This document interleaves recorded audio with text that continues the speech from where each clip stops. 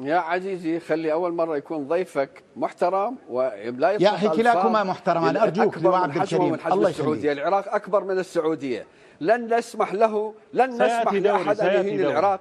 يا عزيزي أجب على السؤال، الله يرضى عليك، أجب على السؤال. هذا أمر لا يحتمل. أجب على السؤال يا عزيزي. سياسة السعودية حرقت المنطقة بكاملها، والآن العالم كله الآن ينظر إلى السعودية أن هذه المؤسسة ليست دولة، مؤسسة تصدر الشر، والوهابية الآن تمثل العمود الفقري للنظام السياسي السعودي الذي منه تخلفت داعش والقاعدة وبوكو حرام وكل التنظيمات الإجرامية في العالم. لا يتحدثون بهذه الطريقة مع العراق. العراق له صوت عالي، وإذا كانت كبوة فهي كبوة جواد، والعراق الآن يهزم داعش التي صنعتها السعودية. أما السفير من يجي أي سفير يجي للعراق بس برلمانكم ماذا قال عنهم هذا البلد فلن نسمح له بالبقاء في العراق هنا، لن يتشرف العراق بوجود هؤلاء.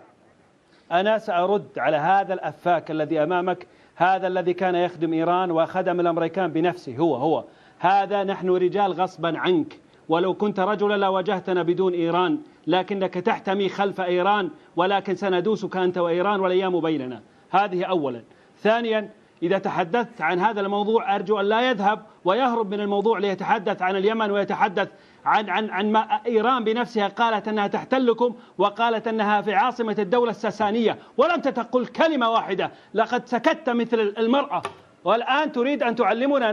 نحن بلاد الحرمين، إذا لم تعرف نحن قبلة المسلمين، وهذا هو مكاننا. إذا لا تعرف ما معنى قبلة الإسلام فأنت جاهل، لأنك لا تعرف ما هو الإسلام. هذا أولا. ثانيا، سليماني ماذا يفعل لديك؟ ماذا يفعل تقول؟ من يأمركم؟ أصبحتم عبيدا لطهران، لستم رجالا. أين إيران؟ أين عراق الزمن الماضي الذي كان يرسم، التي كانت إيران تخشاه وكانت تسجد له؟ الآن أصبحتم أنتم من يسجد لإيران.